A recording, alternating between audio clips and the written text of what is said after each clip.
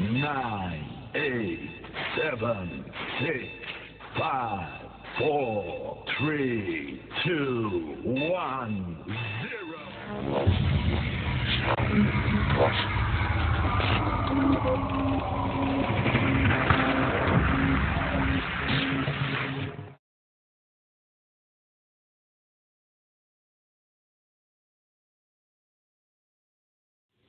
Bismillahirrahmanirrahim. Assalamualaikum warahmatullahi wabarakatuh. Alhamdulillahi rabbil alamin. Alhamdulillahilladzi baraka syahra Ramadan wa farada alaina siyamahu wa anzala fihi al-Qur'an wa wa'ada lana siyamahu bil ghufrani war rayyan. Asyhadu an la ilaha illallah wahdahu la syarikalah wa asyhadu anna Muhammadan abduhu wa rasuluh. Allahumma salli wa sallim wa barik ala Muhammadin wa ala alihi wa sahbihi amma ba'd. Ya ayyuhalladzina amanu taqullaha haqqa tuqatih wa la tamutunna illa wa antum muslimun. Kaum muslimin dan muslimat yang dimuliakan Allah Subhanahu wa taala.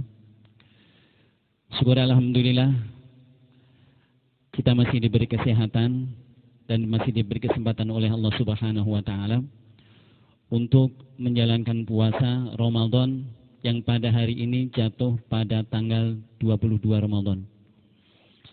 Kita berdoa mudah-mudahan ibadah-ibadah Ramadan yang telah kita lakukan di hari-hari yang telah lampau diterima oleh Allah Subhanahu wa taala, dan untuk sisa hari Ramadan kita tetap diberi semangat oleh Allah untuk mengakhiri Ramadan kita dengan husnul khotimah. Amin. Mudah-mudahan. Sebagaimana tadi telah disampaikan, dalam kesempatan kali ini kita akan melanjutkan pembahasan tafsir ayat-ayat puasa atau ayat-ayat Ramadan. Di pertemuan yang pertama kita sudah membahas ayat 183 dan ayat 184 surah Al-Baqarah. Ayat yang populer yang sering kita dengar. Oleh karena itu pada pertemuan pada kesempatan ini sedikit kami akan menyampaikan penjelasan tentang tafsir ayat 185. Di dalam ayat ini Allah Subhanahu wa taala berfirman, Syahrul Ramadan alladzi unzila fihi al-Qur'an. Bulan Ramadan adalah bulan yang di dalamnya Allah menurunkan Al-Qur'an. Hudan linnasi wa bayyinatin minal huda wal furqan. Al-Quran itu sebagai petunjuk bagi manusia dan sebagai penjelas dari petunjuk dan pembeda. Faman syahida minkumus syahra falyasum. Barang siapa yang hadir di bulan tersebut, menyaksikan bulan tersebut, hendaknya dia puasa. Wa man kana maridan aw ala safarin, barang siapa yang dia sakit atau dalam perjalanan lalu dia tidak puasa, fa'iddatun min ayyamin ukhar, maka mengganti sejumlah hari yang tidak dia puasai tersebut di hari-hari yang lain. Yuridullahu bikumul yusra wa la yuridu bikumul usra. Allah menghendaki kemudahan untuk kalian dan tidak menginginkan kesulitan untuk kalian. Walitukmilul iddata, dan supaya kalian menyempurnakan bilangan, walitukabbirullaha ala ma hadakum, dan supaya kalian mengagungkan Allah atas nikmat hidayah yang Dia berikan kepada kalian, wala'allakum tashkurun, dan agar kalian bersyukur. Kaum muslimin dan muslimat yang dimuliakan Allah Subhanahu wa taala, ayat ini sebagai ayat kewajiban puasa. Kalau kemarin sudah kami jelaskan di ayat yang pertama, yang 183 dan 184, Allah sudah mewajibkan dan di sana ada motivasi, cuman belum disebutkan tentang puasa Ramadan. Maka kemudian dalam ayat ini Allah ingin menyebutkan kapan puasa ini diwajibkan. Sebelum Allah mengatakan bahwa puasa Ramadan itu wajib, maka Allah menjelaskan keistimewaan bulan Ramadan. Maka Allah berfirman, Syahrul Ramadan alladzi unzila fihi al-Qur'an. Bulan Ramadan adalah bulan di mana Allah menurunkan Al-Qur'an. Ini satu keistimewaan yang Allah Subhanahu wa taala berikan kepada bulan Ramadan dibandingkan dengan bulan-bulan yang lain. Jadi Allah mengistimewakan Ramadan dengan menurunkan Al-Qur'an. Ada sebuah riwayat bahwa memang Allah Subhanahu wa taala menurunkan kitab-kitabnya di bulan Ramadan. Ya. Suhuf Ibrahim diturunkan di tanggal 1 Ramadan. Kemudian Taurat diturunkan di tanggal 6 Ramadan. Kemudian Injil di tanggal 14 Ramadan dan Al-Quran diturunkan di tanggal 25 atau 24 Ramadan. Ada sebuah riwayat yang menyatakan seperti itu. Kesimpulan yang kita ambil dari hadis ini adalah bahwa memang Ramadan itu istimewa. Ramadan istimewa, di sana ada Al-Quran, tambah istimewa lagi.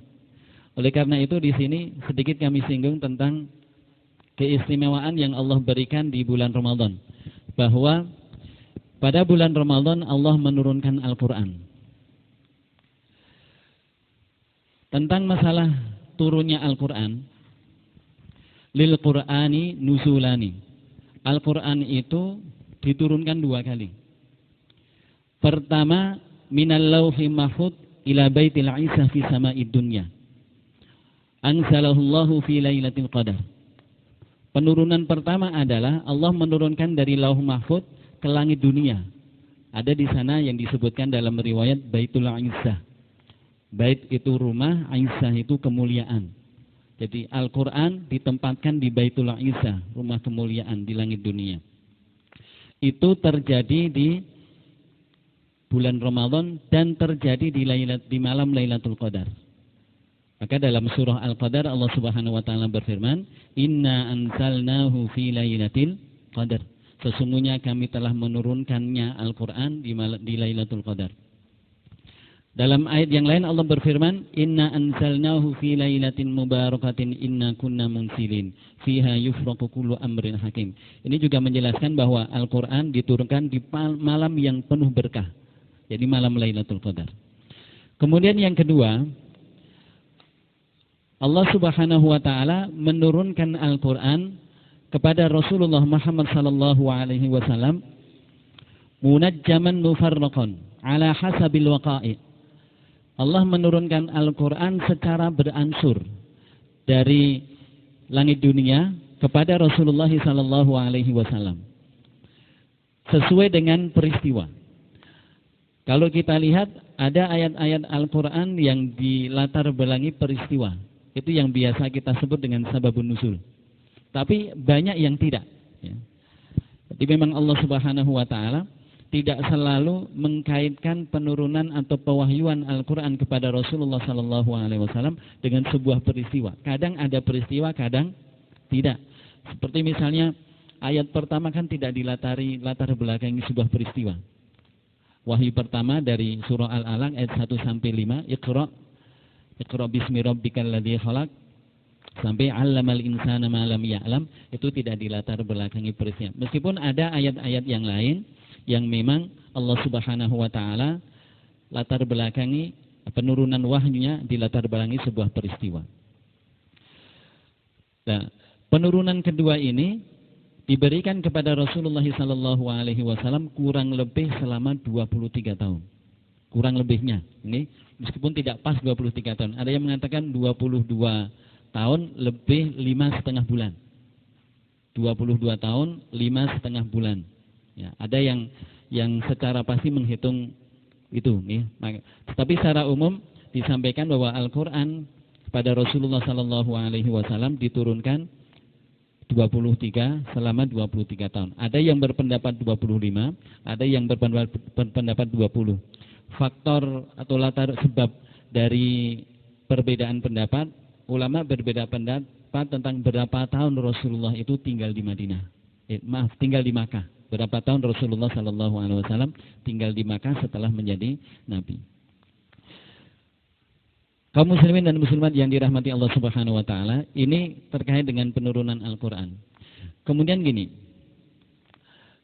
Kalau Allah Subhanahu wa taala memuliakan bulan Ramadan itu dengan Al-Quran, maka seharusnya kita juga memuliakan Ramadan dengan Quran. Ya. Maka Ramadan itu disebut syahrul Quran, bulan Al-Quran. Di masjid-masjid, di surau-surau itu banyak orang tadarus. Kecuali barangkali tahun ini gitu ya. Tadarusnya ganti di rumah. Rumah-rumah yang biasanya tidak terdengar bacaan Al-Quran, adalah yang baca gitu kan. Gitu. Itu luar biasa. Jadi memang ini syahrul Quran. Kita karena Allah Subhanahu wa taala memuliakan Ramadan dengan Al-Quran, maka kita perlu memuliakan Ramadan dengan Al-Quran. Ada sesuatu yang indah terkait dengan Al-Quran itu.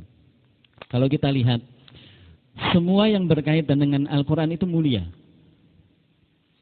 Sehingga kalau kita mau dekat dengan Al-Quran, insya Allah ketularan kemuliaan. Pertama, Al-Quran itu turun dari zat yang maha mulia. Tabarakalladzi nazzala al-furqan, dalam surah Al-Furqan ayat 1, Ustaz nggih.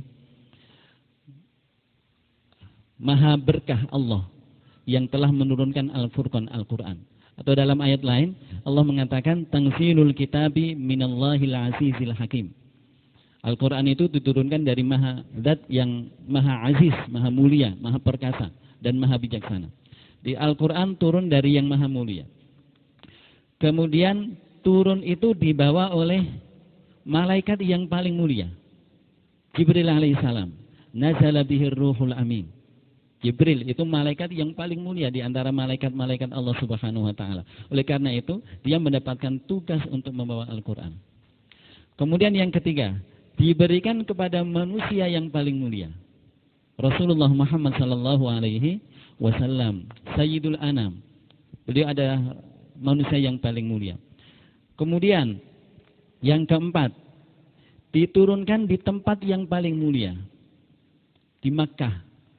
Maka Gua Hira itu masuk dalam wilayah Makkah, sehingga diturunkan di tempat yang paling mulia. Kemudian yang kelima, diturunkan di bulan yang paling mulia, yakni bulan Ramadan, bulan yang penuh berkah. Kemudian dari langit, dari Lauh Mahfuz ke langit dunia juga diturunkan di malam yang paling mulia, yang setara dengan 1000 bulan atau setara dengan 84 tahun, yaitu malam Lailatul Qadar. Sehingga kalau kita dekat dengan Al-Quran, maka Al-Quran insya Allah akan mengangkat kita. Al-Quran akan mengangkat kita, menjadikan kita mulia. Mulia dengan Al-Quran. Nah, bagaimana kita dekat-dekat dengan Al-Quran? Kalau di situ disebutkan dalam ayatnya, hudan linnas. Ya. Agar Al-Quran itu menjadi hudan, maka ada 5. Qira'atan, wa hifdhan, wa ta'alluman, wa amalan, wa ta'liman. Jadi 5 fase kita bergaul dengan Al-Quran. Yang pertama membaca. Baca ini bagi seorang muslim harus, maka berbahagialah bagi orang-orang yang sudah bisa membaca Al-Quran dan lancar. Ini merupakan nikmat dari Allah Subhanahu wa taala. Lestarikan nikmat ini, perbanyak membaca Al-Quran. Kemudian hifdzon, menghafal. Ya. Ini luar biasa. Menghafal lebih dari sekadar membaca. Ya. Maka beruntung kalau orang-orang itu bisa menghafal Al-Quran. Ya. Kalau setidaknya tidak bisa 1 Al-Quran, setengah Al-Quran lah. Kalau setengah Al-Quran nggak bisa, 1/4 lah gitu nih. Kalau 1/4 nggak bisa, ya 1 juz lah, juz 30. 1 juz 30 nggak bisa, berusaha, yang penting baca. Karena nanti di akhirat nanti, bagi orang yang punya hafalan Al-Quran akan dikatakan, yuqalu li ahlil Quran, iqra' wartaqi warattil kama kunta turattilu fid dunya fa inna manzilataka fi akhiri ayatin taqra'uha. Bacalah dan naiklah, naik ke tangga-tangga surga. Bacalah dengan tartil, baca pelan-pelan, jangan cepat-cepat. Jadi sambil baca, sambil naik. Tempatnya mana? Kedudukan kamu di ayat terakhir yang engkau baca. Maka semakin banyak Al-Quran yang kita hafal, insya Allah derajat surganya semakin tinggi. Maka beruntung sekali orang-orang yang bisa menghafal Al-Quran. Kemudian yang ketiga, ta'alluman, mempelajari. Di Al-Quran fungsinya yang disebutkan oleh Allah di dalam surah Al-Baqarah ayat 185 ini hudan linnas. Di dalam surah Al-Baqarah ayat 2 hudan lil muttaqin. Jadi petunjuk. Jadi oleh karena itu tidak boleh hanya berhenti dalam membaca dan menghafal. Kita sering melihat orang cukup puas hanya membaca dan menghafal Al-Quran. Kalau menghafal itu sudah luar biasa nih. Tapi banyak yang hanya cukup puas membaca. Maka seharusnya agar Al-Quran ini memiliki fungsi hudan. Hudannya itu benar-benar teraplikasi. Mau tidak mau kita harus mempelajari Al-Quran. Ya.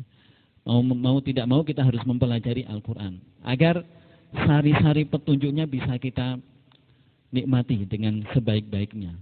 Memang membaca luar biasa pahalanya. Tapi lebih dari itu adalah mempelajarinya, faham. Maka doa Rasulullah SAW kepada saudara sepupu beliau Ibnu Abbas radhiyallahu anhuma, Allahumma faqihhu fid din wa 'allimhu ta'wil. Ini doa yang luar biasa. Ya Allah, pahamkan dia kepada agama dan ajari dia tafsir. Ya. Ini dua hal yang saling berkaitan. Orang sulit untuk paham agama ketika dia tidak paham tafsir. Kemudian yang berikutnya, level berikutnya, ketika kita habis mempelajari Al-Quran, maka di sana ada fase wa amal. Amalkan Al-Quran itu. Ijawantahkan di dalam kehidupan sehari-hari. Agar memang benar-benar menjadi hudan, menjadi nur. Kemudian yang terakhir, ketika kita memiliki kemampuan untuk mengajarkan, maka ajarkanlah Al-Quran. Khairukum man ta'allama Al-Quran wa 'allamah. Sebaik-baik kalian adalah yang mempelajari Al-Quran dan mengajarkannya. Mudah-mudahan kita termasuk ini, ya. Termasuk dari orang yang mau mempelajari Al-Quran dan kemudian mengajarkan Al-Quran semampu kita. Kemudian di ayat berikutnya Allah Subhanahu wa taala berfirman, "Faman syahida minkumus syahra falyasum." Setelah Allah menceritakan Ramadan dan keutamaannya, maka Allah mengatakan barang siapa yang hadir di bulan ini, menyaksikan bulan itu, bulan Ramadan, hendaknya dia puasa. Ibnu Katsir dalam menafsirkan ayat ini menjelaskan bahwa potongan ayat ini menjadi kewajiban secara absolut, secara pasti. Dari kewajiban puasa Ramadan yang sifatnya opsional. Jadi sebelumnya di ayat 183 itu kan masih ada yang menafsirkan bahwa masih ada opsional bagi siapa yang mau ya silahkan puasa, siapa yang mau silahkan tidak puasa tapi bayar fidyah. Dengan adanya firman Allah, "Faman syahida minkumus syahra falyasum," maka tidak ada pilihan lain kecuali puasa di bulan Ramadan. Ya. Oleh karena itu ketika Allah Subhanahu wa taala mengatakan bahwa mau tidak mau ketika di Ramadan itu harus puasa, bukan opsional lagi puasanya, maka dikecualikan, diulangi lagi siapa yang boleh tidak puasa. Faman kana minkum maridun aw ala safarin fa iddatum min ayyamin ukhra, bagi yang sakit, kemudian yang safar sebagaimana telah kami jelaskan di dalam pertemuan yang lalu, kriterianya itu boleh tidak puasa dan harus mengganti di hari yang lain. Kemudian di potongan ayat berikutnya Allah mengatakan yuridullahu bikumul yusra wala yuridu bikumul usra. Allah menginginkan kemudahan dan tidak ingin menyulitkan. Ini prinsip dalam setiap kewajiban yang Allah berikan. Jadi ketika Allah memberikan kewajiban kepada kita, itu bukan untuk menyulitkan, tapi untuk memudahkan. Ada tugas, kemudian di sana pasti ada kemudahan-kemudahan yang Allah Subhanahu wa taala berikan. Ya. Kenapa perlu ada kewajiban? Karena di sini dari kewajiban itu nanti menjadi penilaian Allah terkait amal kita. Nah, dalam beramal ini Allah Subhanahu wa taala memberikan kemudahan. Tapi kemarin sudah kami sampaikan ya bahwa ketika Allah memberikan kemudahan, kita jangan mencari-cari yang mudah. Jangan tasahul. Tasawul itu mencari-cari yang mudah, ngentengke bahasa kita nggih. Itu enggak boleh. Sehingga terlalu bermudah-mudah mencari rukhsah itu tidak boleh. Ketika kita ada dalam satu kondisi di sana ada rukhsah, silahkan diambil. Karena Allah senang kalau rukhsahnya diambil. Tetapi kalau tidak ada rukhsah, jangan mencari-cari rukhsah. Itu yang tidak diperbolehkan. Walitukmilul iddah, dan agar kalian menyempurnakan hitungan itu tadi bagi orang yang safar dan atau sakit kemudian tidak puasa, kenapa disuruh mengganti? Agar bilangan Ramadannya sempurna. Kemudian yang terakhir Allah berfirman, walitukabbirullaha ala ma hadakum wa la'allakum tashkurun, agar kalian mengagungkan Allah. Atas apa? Atas petunjuk. Jadi ini memang rahasia. Rahasia ibadah itu kita akhiri dengan banyak zikir. Ya. Jadi kita beribadah Ramadan, bisa menjalankan ibadah Ramadan dengan baik, itu atas petunjuk Allah. Bukan karena kita hebat, bukan karena kita alim, bukan. Kalau tidak ada petunjuk dari Allah, tidak ada kemudahan bagi Allah dari Allah Subhanahu wa taala, kita tidak akan bisa melaksanakannya. Berapa banyak orang yang fisiknya sehat, juga tidak sakit, juga tidak safar, tetapi tidak mendapatkan petunjuk untuk puasa. Banyak. Berapa banyak orang yang bisa baca Al-Quran, ada kesempatan, tapi menyia-nyiakan waktu, sehingga dia tidak mengisinya dengan Al-Quran. Maka kalau kita diberi bimbingan oleh Allah Subhanahu wa taala, bisa mengisi hari-hari Ramadan kita dengan banyak ibadah, baik ibadah spiritual maupun ibadah sosial, kita nanti di akhir bulan kita disunnahkan untuk banyak-banyak bertakbir. Ya. Ini rahasia. Ini juga terjadi di dalam syariat haji. Fa idza qadaytum manasikakum fadhkurullaha kadzikrikum aba'akum aw asyadda dzikra. Ketika kalian sudah selesai manasik, banyak-banyak zikir. Jadi bukan selesai ibadah, banyak-banyak zikir. Karena seseorang bisa melaksanakan haji, bisa melaksanakan umroh, itu adalah nikmat Allah Subhanahu wa taala, maka harus diiringi dengan syukur. Salah satunya adalah banyak-banyak berzikir kepada Allah Subhanahu wa taala. Demikian pula dalam salat Jumat. Fa idza qudiyatis shalatu fantashiru fil ard wabtaghu min fadlillahi wadhkurullaha katsira. Selesai salat, silahkan bertebaran di muka bumi, mencari karunia Allah, mencari rezeki, tapi jangan lupa tetap zikir kepada Allah Subhanahu wa taala. Maka dari sini kemudian disunnahkan kita mengagungkan Allah dengan bertakbir, dan ini syiar. Ya. Yang namanya syiar itu takbirnya jangan pelan-pelan. Ya.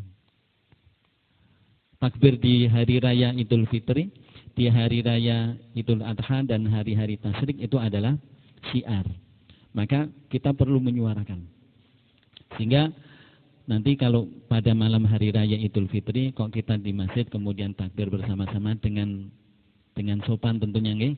Kalau misalnya jam 10 itu sudah waktunya tidur, ya sudah jam 10 selesai. Lewat pengeras suaranya. Ya, kalau takbir mau takbir pelan nggak apa-apa tanpa pengeras suara. Tapi perlu kami sampaikan juga bahwa seringkali euforia takbir ini tidak pada tempatnya. Kita sering lihat ketika malam Idul Fitri itu, anak-anak muda naik bak terbuka itu nggih, sambil joget-joget sambil takbir. Ini tidak pada tempatnya. Joget-jogetnya itu tidak pada tempatnya. Tidak seharusnya ketika seseorang bertakbir kemudian diiringi dengan joget-joget, tidak. Kita takbir di masjid atau takbir di rumah mengagungkan nama Allah Subhanahu wa taala. Itu barangkali tafsir untuk ayat 185. Nanti kalau masih ada waktu kita lanjutkan di 186. Baik Ustadz, alhamdulillah sangat menarik Ustadz untuk kaitannya dengan memuliakan Quran, dengan membaca, menghafal, mempelajari dan mengajarkannya Ustadz tadi. Terus kemudian ini membaca berarti harus belajar membaca bagi yang belum bisa membaca ya Ustadz ya.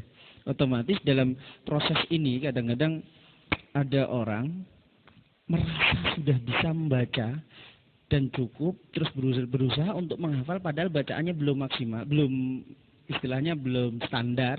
Akhirnya kemudian, nah ini sulitnya kita pembenahan di situ, Tat.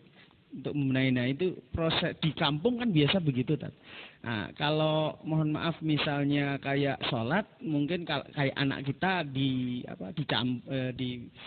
kalau di umur 6 tahun dan sebagainya, apakah ada kalau Quran itu, wah ini harus dengan cara apa biar agak-agak mengerti gitu, Tat. Maksudnya agak ada tekanan dikit gitu, Tat. Mohon maaf. Ya. Jadi memang idealnya seseorang itu jangan menghafal Quran dulu sebelum bacaannya benar. Karena nanti akan ada kesulitan ketika seseorang sudah hafal, oh ternyata tajwidnya salah. Idealnya seperti itu. Jadi kalau misalnya kita bisa melaksanakan seperti itu bagus. Tapi kadang-kadang kondisi ideal ini untuk di kampung-kampung tidak bisa diterapkan. Kalau di pondok atau lembaga-lembaga pendidikan barangkali ya. Memang dalam lembaga-lembaga pendidikan ketika seseorang mau menghafal, itu dia bacakan dulu kepada ustadznya. Idealnya gitu. Jadi misalnya lembar ini saya mau menghafal, baca dulu. Disemak, tajwidnya benar enggak? Ketika benar, oke silakan baca. Silakan dihafal. Idealnya seperti itu. Tapi itu tadi, ketika kita masuk ke masyarakat, apalagi masyarakat-masyarakat yang memang tidak memiliki background belajar ilmu Quran secara khusus, untuk melakukan pembenahan bacaan itu sudah satu pekerjaan sendiri. Sehingga memang di sana dalam tanda petik ada toleransi. Selama kesalahannya bukan kesalahan jali. Kesalahan jali, kesalahan yang fatal. Ya. Kesalahan yang fatal itu ya sebenarnya kalau kita ngecek bacaan imam-imam di kampung itu malah kesalahannya jali semua. Itu tadi. Ya. Karena yang panjang dibaca pendek, yang pendek baca panjang, kemudian makhrajnya juga salah. Nah ini kondisi ya, kondisi di masyarakat. Tetapi ini sekali lagi bukan menjadi halangan bagi bapak-bapak yang menjadi imam di masjid-masjid kampung itu untuk menambah hafalan. Gitu nih.